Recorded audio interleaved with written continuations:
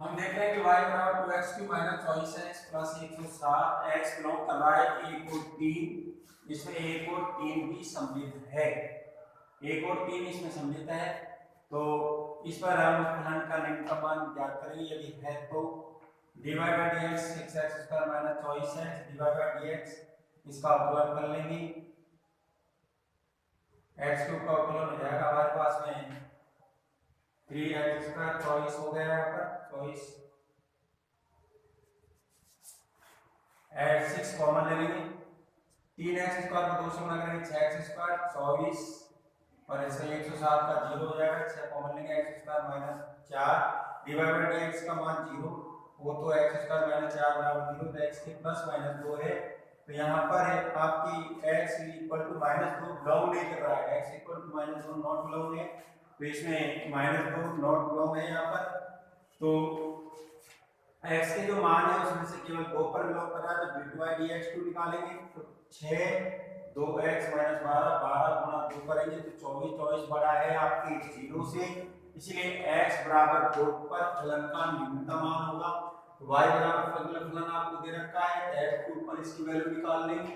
75 x बराबर 2 पर फलन का न्यूनतम मान होगा आपके 75 और उच्चतम मान इसके जो है आपके वो 1 और 3 पर निकाल सकते हैं आप। जब 2 पर न्यूनतम मान है तो 3 पर इसका उच्चतम मान हो सकता है, इसलिए 3 पर इसका उच्चतम मान निकाल लेंगे। धन्यवाद।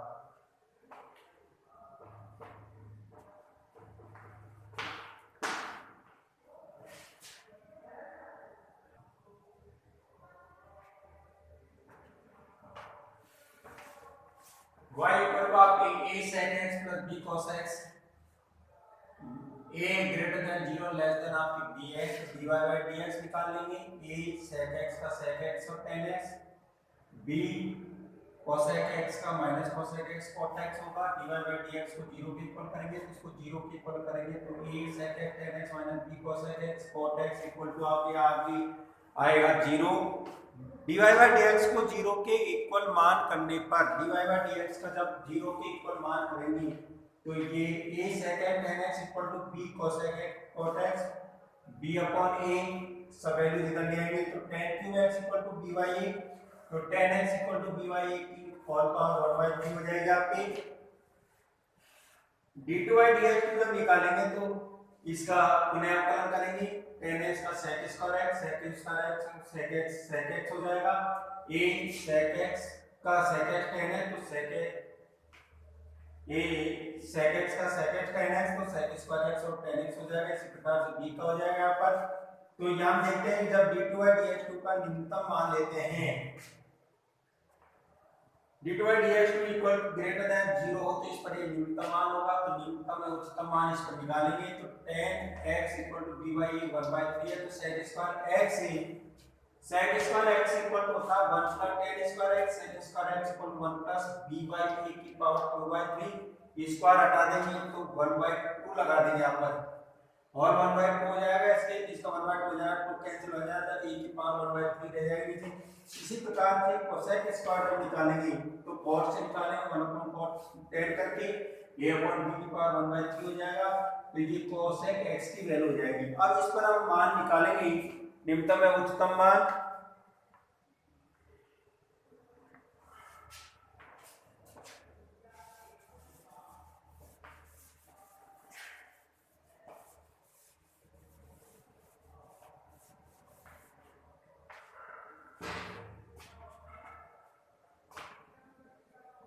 फलन का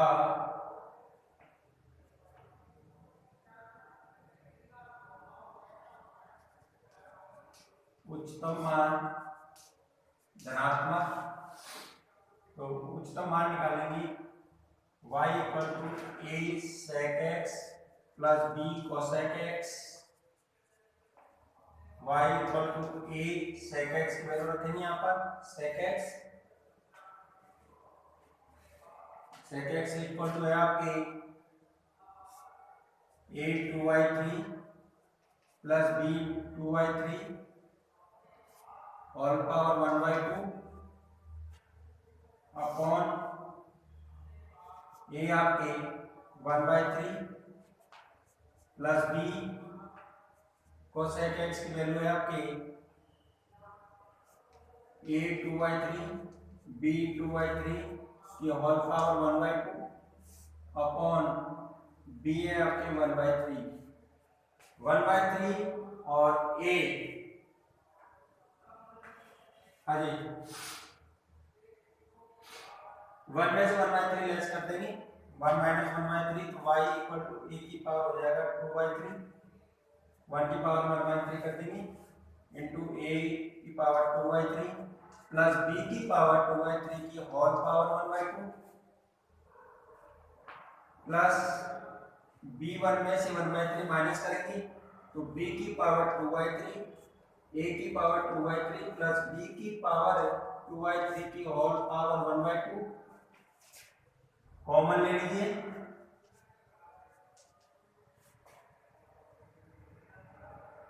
a 2/3 plus b 2/3 whole power 1/2 common ले लीजिए ये रह जाएगा a की पावर 2/3 प्लस b की पावर 2/3 की होल पावर 1 तो y इक्वल टू a की पावर 2/3 प्लस b की पावर 2/3 होल पावर 1/2 प्लस 1 तो ये हो जाएगा आपके a की पावर 2/3 प्लस b की पावर 2/3 होल पावर 2 बन जाए 2 3/2 ये आपका आंसर आ जाएगा। ये उच्चतम और न्यूनतम मान जब d2/dx2 ग्रेटर देन और 0 तो न्यूनतम मान होगा d2/dx2 लेस देन 0 तो इसका उच्चतम मान होगा। इस प्रकार से हमने देखा कि विभिन्न प्रकार के फलनों पर हम मान ज्ञात कर सकते हैं।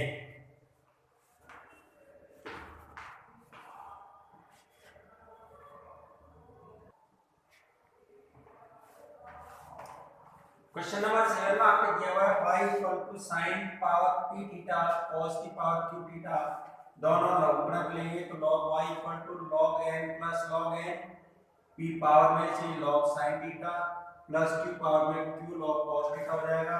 log y को हम z मान लेंगे log y को हम z फंक्शन लेंगे तो z इक्वल टू हो जाएगा p log sin theta plus q log cos theta theta के साथ अवकलन करेंगे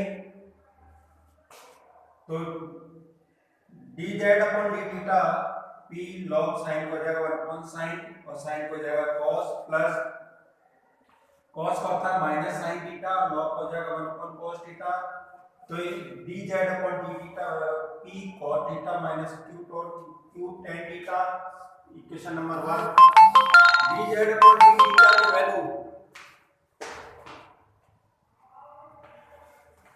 dz upon d theta equal to 0 तो p cos theta minus q tan theta equal to 0 हो जाएगा इससे इक्वल टू 0 हो जाएगा तो tan square theta equal to p upon q तो tan थीटा इक्वल टू आ गया आपके p रूट p/q।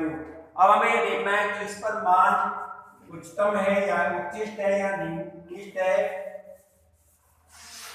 इसके लिए हम वापस पुनः d2z/d थीटा स्क्वायर निकालेंगे d2/d थीटा स्क्वायर निकालने के लिए p आपके है cos का हो जाएगा माइनस कोसेक स्क्वायर तो p minus cosec square theta minus q sec square theta minus common ले लीजिए तो d2z upon d theta square minus p common ले लीजिए तो कोसेक स्क्वायर थीटा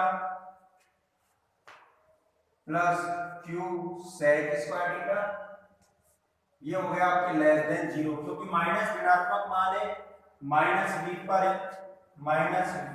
पर फलन उच्चिष्ट होता है माइनस v पर फलन उच्चिष्ट है इस पर इसलिए इस पर मान आपका उच्चिष्ट होगा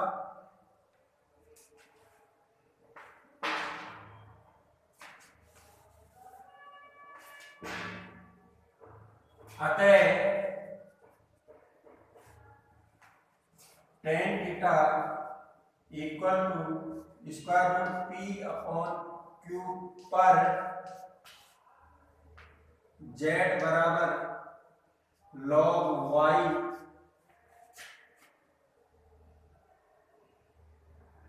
फलन उच्चिष्ट है इसीलिए y बराबर एफ एक्स फलन टेन थीटा बराबर under root P upon Q पर उचित होगा।